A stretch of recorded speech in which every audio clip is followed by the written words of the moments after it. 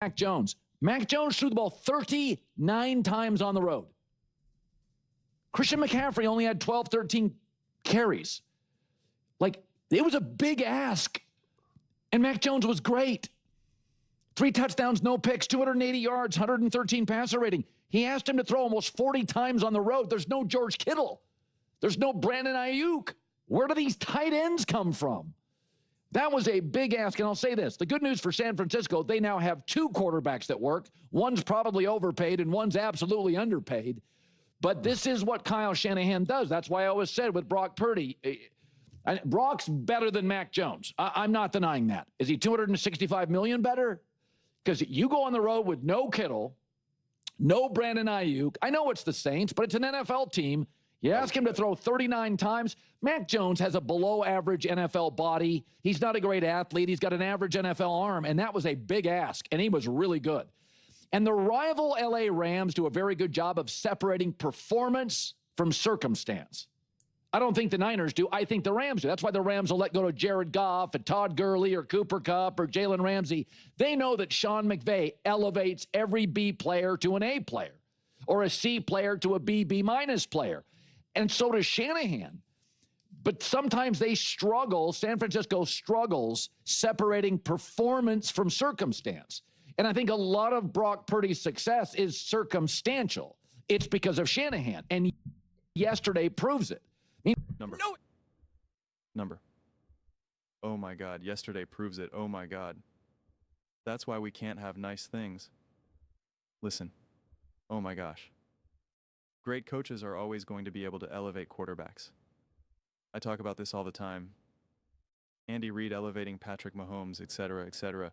The problem is that there's certain quarterbacks like Brock Pye, for that matter, that we just constantly want to downplay what he has to offer on the field.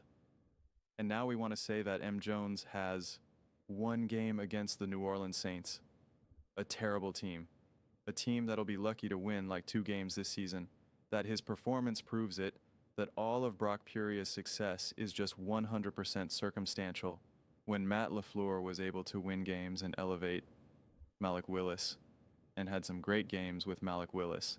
And people went off and said, you know what? Malik Willis is actually maybe better than Jordan Love.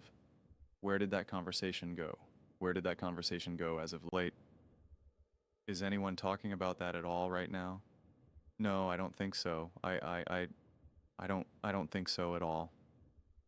I don't think so at all. I mean, it's pretty crazy, right? Especially when you look at the idea of, like, do you think that Shanahan had no say over whether or not they wanted to keep? You don't think that the suits and ties of the 49ers came to Shannon and said, what do you want to do at quarterback position? This is what Purdy wants is, are you comfortable moving forward with Brock Purdy at this amount of money for this amount of years? And Shanahan was like, I don't know. I don't know. Like, we praise Shanahan. We praise him as being brilliant, as being awesome, as being able to elevate all these quarterbacks, which is all true. And he's the one that says, I want Brock Purdy. Shouldn't that mean something to us? Shouldn't that signal something to us that the guy who we think is unbelievable, who is awesome, who can make M. Jones look really good, he's saying, I want Brock Purdy. I want Brock Purdy. And yet we think that we actually can see Brock Purdy for who he is more so than Kyle Shanahan. Do you know how ridiculous that sounds? Seriously, do you know how ridiculous that sounds? In a more cartoonishly run organization like the Cleveland Browns, the New York Giants, right? Like all this weird stuff where we're like, who's pulling the strings here? Who? We know Shanahan has a lot of power with the 49ers. We know he's got a lot of power. They're not just saying, shit, Kyle, Brock Purdy is our quarterback and you better like it and we're giving him this amount of money. You better find a way to win. And Kyle's like, no, I don't really like him. And they're like, no, this is what we want. Right? Like that. That's obviously not the story here with the 49ers, obviously. And again, they beat the Saints. They beat the Saints. I mean, Jake Browning, he had a lot of interceptions, but he was throwing all over the place, man. He's throwing to T. Higgins, Jamar Chase. I guess it's proof that Joe Burrow is actually not that good of a quarterback. Remember when Zachary Taylor won like 6-7 games with Jake Brown? I forget how many exactly games, but he went on like a little bit of a of a hot streak. It's like, there you go. I mean, this is what great coaches do. This is what great coaches do. Why hasn't J.J. McCarthy been great with Kevin O'Connell right off the bat? I thought it was all circumstantial that's why Sam Darnold was able to succeed because of Kevin O'Connell. And yet we had a little bit of revisionist history when we look at the collection of other backup quarterbacks for the Minnesota Vikings with Kevin O'Connell, where like those quarterbacks had their moments like with Doze and stuff, but like when you put it all together, like not so good, not so good. And M. Jones was never this 100% just cast aside, you know, like he had the path of the Sam Darnolds, of the Baker Mayfields, not quite right in the right situation, getting bounced to another team. That's still another bad situation. And there's a reason why Shanahan said, I'll take Sam Darnold. I'll take M. Jones. There's a reason why Andy Reid's like, I'll take Carson Wentz. You know, like that. That's how these things work. It's why Shane Sen's like, I'll take Daniel Jones. And Kevin O'Connell was also like, I'll take Daniel Jones. But it doesn't prove that someone like a Brock Purdy is not worth a lot. And I don't mean money now. I just mean in terms of his role on a team and what he can do. But yes, out of all the teams that M. Jones have played for, and for all the coaches that he's played for, yes, Kyle Shanahan is undeniably going to get the best out of him. Undeniably, undeniably, undeniably, undeniably. Just like Sam Darnold with Kevin O'Connell and et cetera, et cetera, et cetera. That doesn't disprove Brock Bird's worth. It just doesn't. If M. Jones goes on and wins a Super Bowl, then you can come, you know, then we can have a talk about it. Okay, we can have a talk about it. But, I mean, I don't know. A conversation like this always irks me a bit because I think in the right situation, M. Jones can have a ton of success because I am such a massively firm believer in coaching. And I think more of these quarterbacks than anyone ever wants to admit are a lot closer to each other. There's a real argument that from between 5 and 15 or 5 and 20, in terms of the quarterback rankings, that they're a lot more similar than anyone wants to really admit, that actually a lot of it comes down to like, did you make the right decision? Did you make a throw when you shouldn't? Like it actually comes down to more like a game management of like, oh, you skipped that ball in when we really needed that first down. And like sometimes you get it off and sometimes you don't. Sometimes you're the hero because you make that nice throw and it becomes a touchdown pass to win the game. And other times it's just off his fingertips and it's a fine line. Some quarterback who's ranked 8th, he's able to just get a little bit more protection. He's just pressured at a slightly less rate, and that's just enough for him to be a little bit better and have his team have a little bit more. Like it's a lot finer of a line than anyone really wants to admit. And right now there's not enough great coaches, which I think is slowly changing. I think the coaching is catching up now. And so we will see more success from the M. Joneses of the NFL, of the Sam Darnolds, the Daniel Jones as we see him with Shane Steichen. But it's just, you know, it shouldn't be used as a way to disprove what Brock Purdy is capable of doing. I know we're saying, well, I'm not saying that M. Jones is better than Brock Purdy or the same. Like, Brock Purdy is way better, but his success is circumstantial. And it's like, okay, well, under that logic, then not pretty much every single quarterback is. Patrick Mahomes, Lamar Jackson, Josh Allen, blah, blah, blah, blah, blah, blah. Like Josh Allen, I always use Mahomes as an example, and everyone always cries and freaks out. Well, I'll use Josh Allen as an example. Josh Allen, an absolute freak, absolute monster, absolute beast. So is Lamar Jackson. Let's just use Lamar and Josh Allen. Put them on the Cleveland Browns. Put them on the Carolina Panthers. Put them on the New York Giants. We're still going to see some highlight reel, really exciting, wild plays.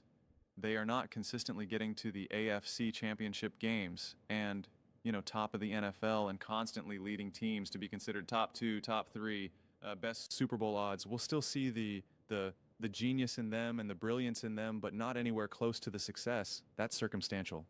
That's circumstantial. And so if you're saying that it's not as easily to see that out of a Brock Purdy, well then, yes, I would agree with that. But I would say that that's the case with essentially now every quarterback not named, Josh Lamar Jackson and, Patrick Mahomes, that all these other quarterbacks that you're going to see. Yeah. What do you want them to do with the Carolina Panthers? Like what type of success do you possibly want them to see? Bryce Young is all over the place. he would be a lot better with Kyle Shanahan. That much is very obvious to me. Every single quarterback in the NFL that doesn't already have a great coach would be a lot better with Kyle Shanahan, with Matt LaFleur, with Kevin O'Connell, with Andy Reid, with Sean McVay. Like, that's obvious. I mean, think about it too. You know, I'll just use Carson Wentz as that example again. Kevin O'Connell wanted him. Sean McVay wanted him. Andy Reid wanted him. Why do you think all the great coaches are willing to say, yeah, we'll have Carson as our backup? That's not luck. That's not just, well, you know, like, there's reasons for that. There is absolutely undeniable reasons why. They're like, I can win with that quarterback if we need to. I'm willing to pay for that quarterback to be my backup. It is worth it to me. It's why Kyle Shanahan had Sam Darnold with Brock Purdy coming off of a weird arm injury where there was a real chance that, like, we don't know what this guy's going to look like now. Was it a fluke here? He's injured. What's the story? And they said, all right, Sam Darnold. And we have clearly a Super Bowl capable roster. And they said Sam Darnold's our backup quarterback. And then the Vikings were like, yeah, we will take Sam Darnold and we're going to pay him $10 million, which is like, that's a real rate for a quarterback that's not like a true starter. Like that means like you're going to be starting. You typically aren't paying a quarterback $10 million and not starting him. Like, those are the themes. And then when you look at some of the other teams that aren't very well run, they take quarterbacks who you're like, what are you doing here? What are you trying out right now? Like, huh? Like, wait, what you're gonna make a move with Mason Rudolph right now? Like, what are you trying right now? So, I don't know, man. I don't know. These conversations just, I don't know. I'm curious how it all lands for you guys. How do you make sense straight up? How do you make sense of a M. Jones performance against the Saints with Kyle Shanahan? How do you make sense of it in relation to Brock Purdy and what that means? And, you know, would you rather have Brock Purdy at whatever the call, whatever his final number came out to be? I forget, honestly. You know, 200 plus million, or M. Jones for 100 million? That's the other question that I would love for you guys to answer. Let me know your thoughts in the comments below. I read every single comment. So whether you agree with me or disagree with me, either way, let's get in some discussions, let's get in some fights, but ultimately let's just have some fun. And please do consider subscribing. We are building an amazing community here and absolutely love to see you part of it. I want to build something that we all generally feel connected to, something that we're really excited to be part of. I think we're well on our way to doing it. And please don't forget to give this video a thumbs up, as it really does help the visibility and the algorithm. Thank you so much. See you next time.